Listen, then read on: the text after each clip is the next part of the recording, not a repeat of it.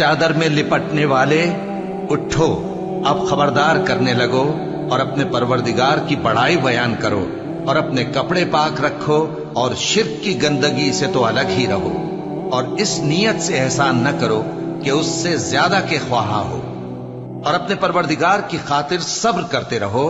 फिर जब सूर फूंका जाएगा तो वो दिन मुश्किल का दिन होगा, यानी काफिरों पर आसान न होगा। मुझे उस शख्स से समझ लेने दो जिसको मैंने अकेला पैदा किया और मैंने उसको बहुत सा माल दिया और हर वक्त हाजिर रहने वाले बेटे दिए और उसको हर तरह के सामान में वुसअत दी, फिर भी लालच रखता है कि मैं उसे और ज्यादा दूं। ऐसा हरगिज नहीं होगा। ये हमारी आयतों का बड़ा मुखालिफ रहा है।